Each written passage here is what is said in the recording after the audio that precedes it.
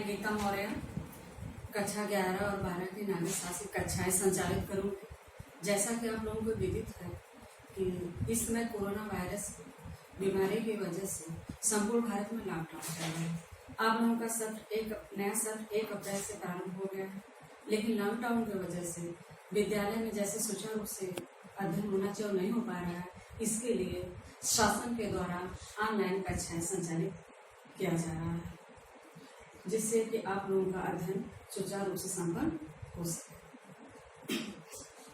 तो आज हम कक्षा 12 के नागरिक शास्त्र के बारे में अध्ययन करेंगे। जैसा कि पिछले सत्र से एनसीईआरटी का पाठ्यक्रम प्रारंभ हो चुका है, तो कक्षा 12 में 2 पुस्तकें हैं, खंड क और खंड ख। खंड क में समकालीन विश्व राजनीति और खंड ख में राष्ट्रीय राजनीति। तो समकालीन विश्व राजनीति, जैसे आप लग रहा है समकालीन विश्व राजनीति, आपको सबसे सही लग रहा है कि हमको विश्व की राजनीति का अध्ययन करना है, राष्ट्रीय राजनीति का अध्ययन नहीं करना है। इस द्वितीय विश्व युद्ध के बाद से जैसे शीत युद्ध का दौर, शीत युद्ध का अंत, अमेरिका का प्रभुत्व, सत्ता के वैकल्पिक केंद्र, बौद्ध व्यवस्था, पर्यावरण संकट, वैश्वीकरण, इन सब टॉपिक्स का अध्ययन किया जाएगा। और खंड ख जो दूसरी पुस्तक है राष्ट्रीय राजनीति, तो जब भारत आजाद हुआ तो उसके तदुपरांत कि हमारे राष्ट्रीय राजनीति का अध्ययन है। जब भारत आजाद हुआ तो राष्ट्र निर्माण की एकता, राष्ट्र निर्माण की चुनौती, नियोजित विकास की राजनीति, संवैधानिक संकट, कांग्रेस प्रणाली की पुनर्स्थापना, क्षेत्रीय मुद्दे, सामाजिक आंदोलन, इन सब टॉपिक्स का अध्ययन करें। किंतु सर्वप्रथम हम लोग खंड का समकालीन विश्व राजनीति का अध्ययन करेंगे, जिसका पहला अध्याय है शीत युद्ध का दौर। तो आप लोगों को जो समकालीन विश्व जो राजनीति है उसका जो इर्द गिर्द शीत युद्ध से ही उसका शुरू होता है। तो शीत युद्ध द्वितीय विश्व युद्ध के बाद ही शीत युद्ध शब्द की व्युत्पत्ति होती है। और जैसा कि आप लोग पूर्व के क्लासों में पढ़ चुके हैं कि प्रथम विश्व युद्ध हुआ, द्वितीय विश्व युद्ध हुआ, ये सब के बारे में आप लोग सुपरिचित हैं। लेकिन द्वितीय विश्व युद्ध के बाद हमारा जो विश्व है 2 गुटों में विभाजित हो गया। पूंजीवादी गुट जिसका नेतृत्व अमेरिका कर रहा था, साम्यवादी गुट जिसका नेतृत्व सोवियत संघ कर रहा था। लेकिन यह है कि जब द्वितीय विश्व युद्ध हुआ, द्वितीय विश्व युद्ध 1939 से 1945 तक था, तो उसमें मित्र राष्ट्र की तरफ संयुक्त राज्य अमेरिका के, सोवियत संघ, फ्रांस, इंग्लैंड, और धुरी राष्ट्र की तरफ जर्मनी, इटली, जापान। तो ये प्रश्न उठता है कि जब मित्र राष्ट्र की तरफ सोवियत संघ था, अमेरिका था, तो उसको लेकर कौन सी ऐसी परिस्थिति आ पड़ी कि दोनों के बीच कौन से इतना प्रतिद्वंद्विता आ चुकी कि 2 गुटों में विभाजित। तो इसके लिए भी कुछ ऐसे कारण हैं जो इसको हम लोग इसको विस्तृत रूप से अध्ययन करेंगे। तो देखिए हम लोग जो पहला अध्याय है शीत युद्ध का दौर। तो शीत युद्ध है क्या? शीत और युद्ध, तो युद्ध जाना है लड़ाई झगड़ा, अस्त्र द्वारा लड़े जाना युद्ध। लेकिन शीत शब्द आ गया तो शीत मतलब यह शीत युद्ध क्या है? शीत जैसे एक राष्ट्र या राष्ट्रों के बीच या 2 गुटों के बीच विश्वास, वैमनस्य, घृणा का वातावरण। तो अर्थात शीत युद्ध क्या है? शीत युद्ध मतलब अस्त्र और शस्त्रों द्वारा लड़े जाने वाला युद्ध नहीं है, बल्कि 2 गुटों के युद्ध और राष्ट्रों के बीच मनमुटाव और विश्वास और घृणा का वातावरण है। किंतु जब द्वितीय विश्व युद्ध के बाद कौन सी ऐसी परिस्थिति आ पड़ी बताया, विस्तृत अध्ययन करेंगे। तो पहला कारण यह था कि रूस में साम्यवादी है, चूंकि अमेरिका जो है पूंजीवादी देश है, सोवियत संघ साम्यवादी देश है। तो 1917 में सोवियत संघ में लेनिन के नेतृत्व में क्रांति हुई। सोवियत संघ में साम्यवादी व्यवस्था तो जो साम्यवादी व्यवस्था में जो निजी संपत्ति होती है वो राज्य के नियंत्रण होती है, और पूंजीवादी व्यवस्था में निजी संपत्ति जो होती है राज्य के नियंत्रण से मुक्त रखना चाहते हैं।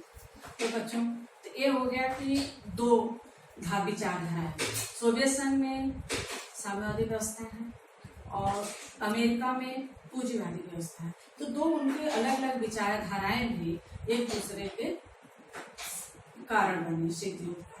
अब दूसरा कारण यह है, दूसरा कारण जर्मनी के विरुद्ध दूसरे मोर्चे का प्रयास। जब द्वितीय विश्व युद्ध चल रहा था, चूंकि सोवियत संघ और अमेरिका मित्र राष्ट्र तरफ एक साथ युद्ध में लड़ रहे थे, तो लेकिन जब जर्मनी ने सोवियत संघ पर आक्रमण कर दिया तो सोवियत संघ ने अमेरिका से द्वितीय मोर्चा खोलने का गुहार लगाया। तो अमेरिका ने इस नाकाबंदी करने में देर लगा दिया, इसलिए भी सोवियत संघ और अमेरिका में एक दूरी बन गई। और तीसरे ऐसे कारण हैं, अमेरिका द्वारा परमाणु बम का आविष्कार। द्वितीय विश्व युद्ध में अमेरिका ने जापान पर परमाणु बम से हमला किया, जैसा आप लोग जानते हैं। 6 अगस्त 1945 में हिरोशिमा पर गिराया, 9 अगस्त 1945 नागासाकी। तो यही से द्वितीय विश्व युद्ध अंत हो जाता है, लेकिन इस परमाणु बम से काफी जन और धन की हानि है। लेकिन जब ये सोवियत संघ को पता चला कि हम उसकी तरफ से युद्ध कर रहे हैं, उसके साथ साथ हैं, लेकिन सोवियत संघ को इस परमाणु बम की भनक भी न लगी। ये भी एक ऐसा कारण है कि जो उनके लिए एक दूसरे के लिए प्रतिद्वंदिता का कारण है। पूर्वी यूरोप में सोवियत सेनाएं, जब द्वितीय विश्व युद्ध का अंत हो गया तो जैसे बहुत सारे ऐसे राष्ट्र थे जहाँ साम्यवादी देश थे, बुल्गारिया, हंगरी, रोमानिया, ये सब राष्ट्र जो हैं अपनी सेनाएं वहाँ से नहीं हटाए। तो जो पूंजीवादी देश थे, पश्चिमीवादी देश थे, इसका काफी विरोध। तो ऐसे बहुत से ऐसे कारण हैं कि जो सोवियत संघ और अमेरिका के बीच प्रतिद्वंदिता का कारण बने।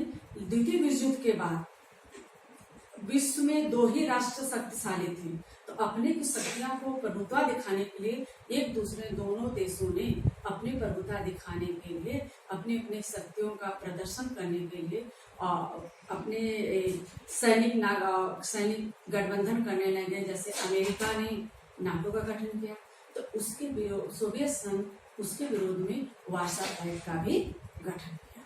तो द्वितीय विश्व युद्ध के बाद विश्व 2 गुटों में बढ़ गया, द्विध्रुवी व्यवस्था हो गई। द्विध्रुवी व्यवस्था से क्या होता है, जब विश्व की व्यवस्था जो है 2 गुटों में विभाजित हो, 2 शक्तियों के में विभाजित हो जाए, उसे द्विध्रुवी व्यवस्था। द्वितीय विश्व युद्ध के बाद विश्व 2 गुटों में विभाजित हो गया। पहला गुट था पूंजीवादी गुट अमेरिका, जिसका नेतृत्व कर रहा था। दूसरा गुट था साम्यवादी गुट, जिसका नेतृत्व सोवियत संघ का था। तो उस समय हमारा विश्व 2 गुटों में विभाजित था, इसलिए द्विध्रुवी व्यवस्था कहते हैं। कि जो शीत युद्ध का काल है, शीत युद्ध का दौर है 1945 से 1991 तक का काल माना जाता है। जब 1991 में सोवियत संघ का विघटन हो गया तो वहीं पर शीत युद्ध का अंत हो गया। तो विश्व में एक ध्रुव व्यवस्था हो गई, जिसका नेतृत्व संयुक्त राज्य अमेरिका का था। तो उसका ही वर्चस्व था, अमेरिका का वर्चस्व था, एक ध्रुव व्यवस्था थी, हर तरफ अमेरिका का ही बोलबाला था। लेकिन 21वीं सदी आते आते 21वीं सदी में विश्व को बहुध्रुवी व्यवस्था के रूप में देखने लगा। जापान, जर्मनी और जापान, चीन, इस तरह के भी राष्ट्र उभर के आए। तो ऐसे संगठन का जैसे ब्रिक्स, इप्सा, आसियान, इन संगठनों का गठन किया, तो बहुध्रुवी व्यवस्था का रूप आया। बच्चों, आज हम लोग आज की जो क्लास यही अंत करते हैं। इसके लिए आप लोगों के पास भी कुछ बुक्स तो है नहीं, इसलिए कुछ चैप्टर देंगे, आप लोग डाउनलोड करके उसके बाद पहले से पढ़ लेंगे तो ज़्यादा अच्छा से